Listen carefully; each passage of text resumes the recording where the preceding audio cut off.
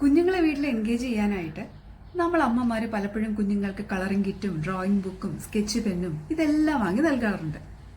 കുറേ നേരമെല്ലാം അവർ ആ ബുക്കിലൊന്ന് കളർ ചെയ്ത് പെയിന്റ് ചെയ്തതിന് ശേഷം കണ്ണ് തെറ്റുമ്പോൾ ഈ സ്കെച്ച് പെന്നും ക്രയോണും എല്ലാം കൂടി എടുത്ത് ഇതാ പതിയെ ചുമരിൽ വന്ന് ഇതുപോലെ വരയ്ക്കാൻ ആരംഭിക്കും.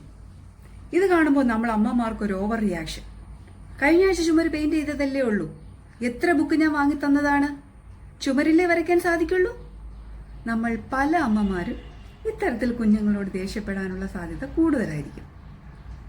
എന്തുകൊണ്ടാണ് കുഞ്ഞുങ്ങൾക്ക് ചുമരിൽ വരയ്ക്കാൻ അത്ര ഇഷ്ടം? നമുക്കതൊന്ന് അറിയാൻ ശ്രമിക്കാം. കുഞ്ഞിൽ ആദ്യം വികസനം നടക്കുന്നത് വലിയ പേശികൾക്കാണ്.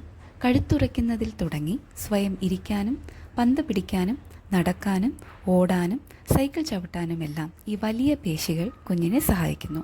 എന്നാൽ എഴുത്തിൻ്റെ കാര്യത്തിലേക്ക് വരുമ്പോൾ ഇവിടെ കുഞ്ഞിൻ്റെ സൂക്ഷ്മ പേശികളുടെ വികസനം ഒപ്പം കൈപ്പത്തിയിലെ എല്ലുകളുടെ വളർച്ച എന്നിവ വളരെ പ്രധാന ഘടകങ്ങളാണ്.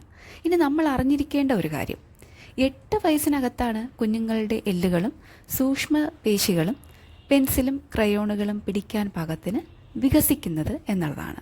അപ്പോൾ LKG UKG 1, 2 ക്ലാസ്സുകളിൽ കുഞ്ഞിൻ്റെ കൈവിരലുകളും കൈപ്പത്തിയിലെ പേശികളും എല്ലുകളും വികസിച്ച് വരുന്നതേ ഉള്ളൂ.